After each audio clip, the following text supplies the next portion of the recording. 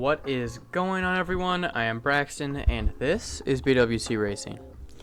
Alright, this is A3 for day 2. This is a good course. I'm actually super happy with how this course went. Again, no audio for this one, and there will be no audio for the shootout. Luckily, the shootout video is super short, as something goes terribly wrong, but I will save that for the next video. Gate 1 here.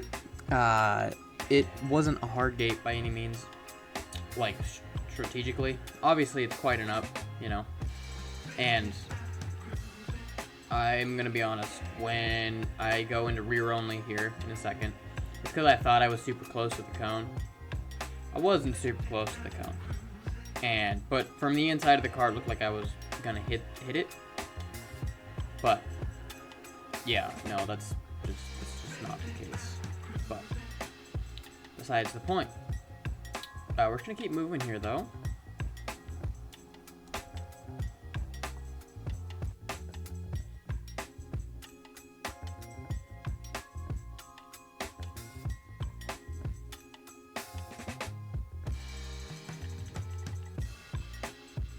Yeah, as you can see from this side, still plenty of room.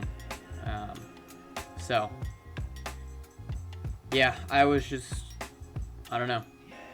It looked like I was aiming straight for the cone, but thankfully we weren't. And now we're going to move on over to gate 2, which was a fun gate.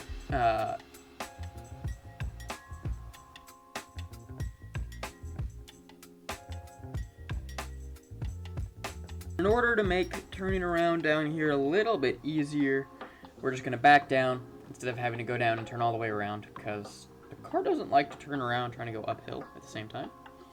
So we're just going to back off of it. You know, it's not necessarily that anything was super big, but more as a safety precaution.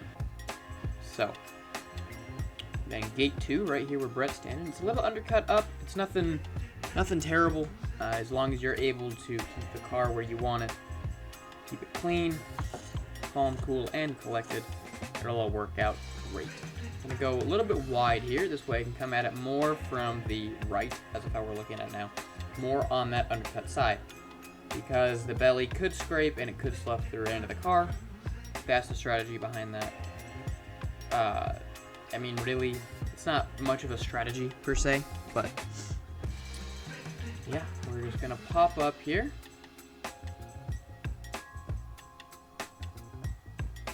A little bit of a sand hollow wiggle to get that front to pop up, which is another thing that in cracks, 9 times out of 10, you can do a little wiggle with the front tires and it'll start to pull it up, especially if you're in the front only. It'll do that all day long. Right here, I'm sort of worried about how it's slipping, but Bret just says keep going, it'll pull up, it'll go. Especially right here is where, like, it's slipping, because one of our competitors rolled over here yesterday, but it was going down it, and honestly, the way that they all came at it, I didn't like. I much preferred how we came at it, just dropping off of it square, like it was a drop. Sucking the front winch in there a little bit, just to keep that weight a little more stable up high, and voila, pulls right up it. It is going to slip off here, but that doesn't matter. It's not steep enough right there to roll over, because the rear is up and on top of it. But I'm going to come around here, and we're going to attempt to go in front only here to see if it'll pull it around. Still too much on the belly. Put the rear back in, push it forward a little bit, back into front only, burn that front around, make this really tight corner really great. I think we're going to put the rear back in there for a second, but yeah. Gate 3 here, I really liked gate 3. I liked this course in general. It was techy, but it had a sense of flow to it. Like, it didn't feel like you had to rush in between each gate. You know, like, well, yes, it was a super long course. From forward to the finish gate is really long. Overall, I really liked how the course felt. It felt super flowy and nice. Right here, we're going to go into rear only and reverse to scoot that rear end over. This way, we won't hit that cone, which is another strategy that you can do besides backing through gates to steer the rear around a cone. But most of the time, depending on the obstacle, like right here we were super lucky because we had a super strong holding point with the front driver's side tire. But if you were to do a rear only and say you were trying to push the rear, but the rear's trying to go uphill, that doesn't work as good. On the passenger rear side there was a downhill slope, which made it way easier for the rear to push down, and just in general made our lives easier. Now, why don't we do our rear onlys going forward? 9 times out of 10 is because it pushes the car closer to the cone. So then you put it in rear only, it'll pull it away and the direction you want it to go.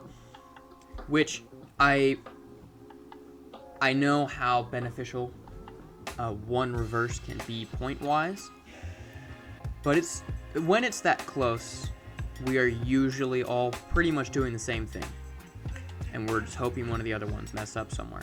But gate 4 here got a little tippy.